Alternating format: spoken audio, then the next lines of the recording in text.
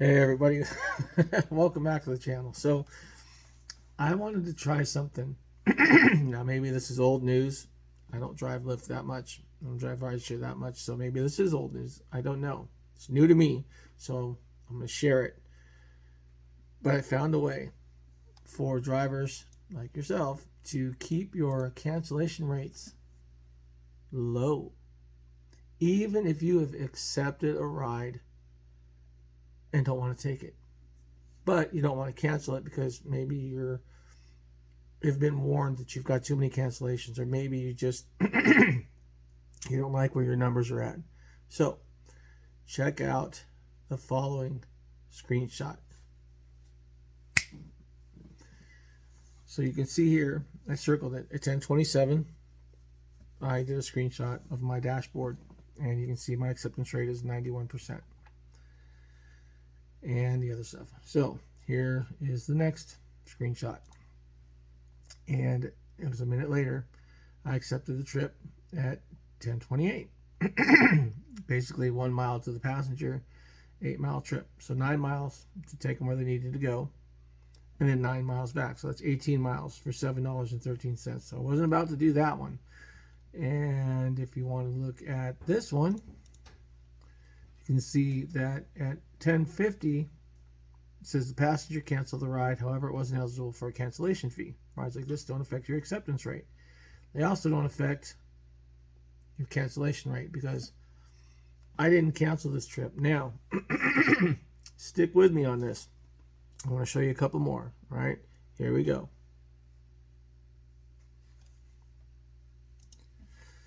I accepted this trip at 11:10.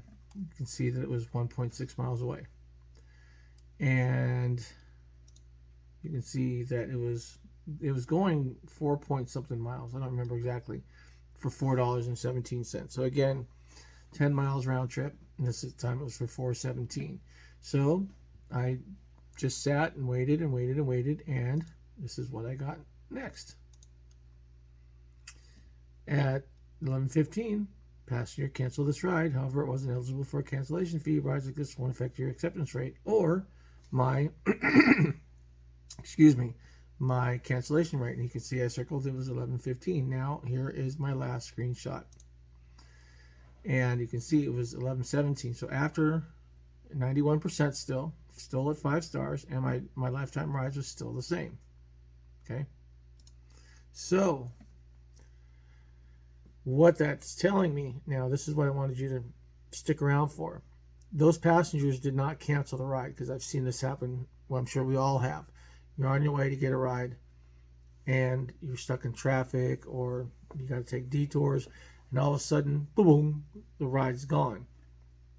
And now, mind you, maybe you've been driving, well, whatever it is. If you've been driving for over 2 minutes, you should get a cancellation fee. Okay, but if you're not going to make it there in time, according to Lyft or Uber's estimated time of arrival, or ETA, they just cancel the ride and shove it off to another driver, and you're SOL.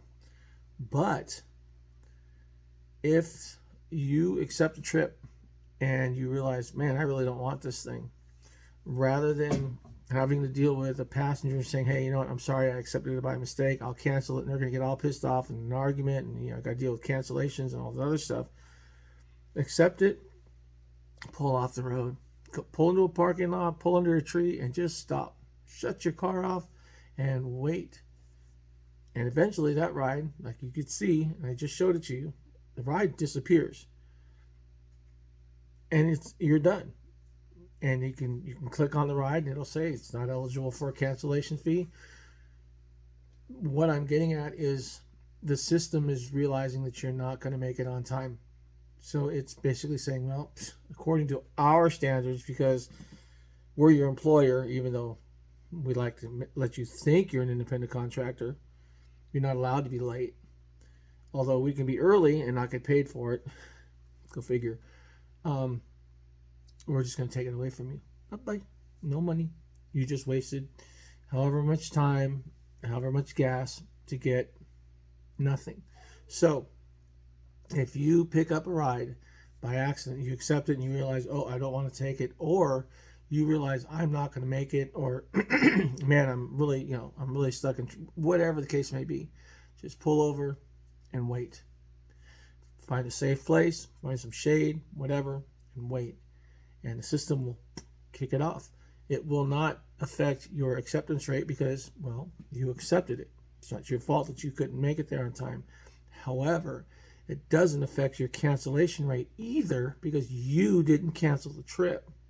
The system canceled the trip, saying that the passenger canceled the trip, which I find ironic because if a passenger cancels a trip after 2 minutes, you get some type of cancellation fee from $2 to $15. You can see that these were 7, 8, 9 minutes apart from acceptance to cancellation, and yet no monies were exchanged. It's because their system said, you're not going to make it, bye, give it to somebody else. I don't personally care. I didn't want them anyway. So with that being said, I hope I was able to share a little something with you, and hopefully it'll help keep your cancellation rates at a nice even keel. Doesn't affect your acceptance rate. If you've got some info, leave the comments down below. I don't know if you'll get a warning. I didn't want to go for 3 or 4 because I just didn't have the time. But it worked. No acceptance rate stayed the same, and my cancellation rate did not go up because I didn't cancel the trips. So until next time, February 14th, shut them off. Be safe, be professional, keep it real. If you must, drive off. I wish you all the best of health and more to come. February 14th, we're going to make some noise.